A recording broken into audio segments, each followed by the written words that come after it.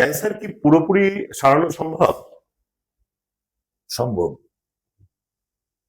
কিন্তু যদি সেই ক্যান্সার প্রাথমিক অবস্থায় থাকে এবং যদি ঠিকঠাক বৈজ্ঞানিক চিকিৎসা হয়।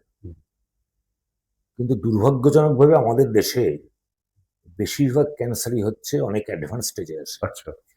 তার কারণ আর্লি স্টেজে ক্যান্সার ধরা পড়তে গেলে সাধারণ মানুষের মধ্যে যে সচেতনতা এবং তার পাশাপাশি যে বৃহত্তর স্বাস্থ্য পরিকাঠামো লাগে সেইটা আমাদের এখানে খুব অপ্রতুল।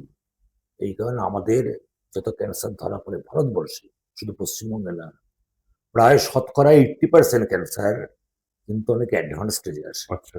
এই জন্যই ক্যান্সারের মৃত্যুর হারটা আমাদের দেশে বেশি। কিন্তু যদি কখনো সেরকম হয়, সচেতনতা বাড়ে মানুষের মধ্যে এবং পরিকাঠামোর উন্নতি হয়, তাহলে ক্যান্সার কিন্তু খুব প্রাথমিক স্তরেই ধরা পড়লে এবং উপযুক্ত বৈজ্ঞানিক চিকিৎসা হলে বেশিরভাগ ক্যান্সারে কিন্তু সেরে যায়। এইমাত্র স্যার বলছিলেন ক্যান্সারের স্টেজ, একটা ক্যান্সারের কটা স্টেজ থাকতে পারে? ক্যান্সার সাধারণত 4টে স্টেজ থাকে, যেটা আমরা বলি যে একটা হচ্ছে ক্যান্সার যেখানে শুরু হলো, ধরো আমার লাংসে শুরু হলো, ফুসফুসে, সেটা ফুসফুসেই আছে 44, স্টেজ 1। এবার ফুসফুসে আছে কিন্তু আশপাশে ছড়িয়েছে ফুসফুসের অন্যান্য অংশে, কিন্তু ফুসফুসের মধ্যেই আছে, আচ্ছা। স্টেজ 2 হলো।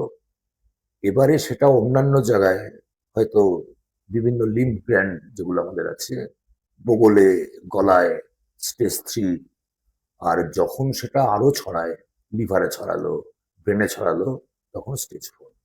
সুতরাং প্রাথমিক স্তরে ক্যান্সার বলতে প্রাথমিক স্টেজে আমরা যেটা বুঝি 1 and 2টাকেই আমরা প্রাথমিক স্টেজ বলি, 3, 4 হচ্ছে অ্যাডভান্স স্টেজ।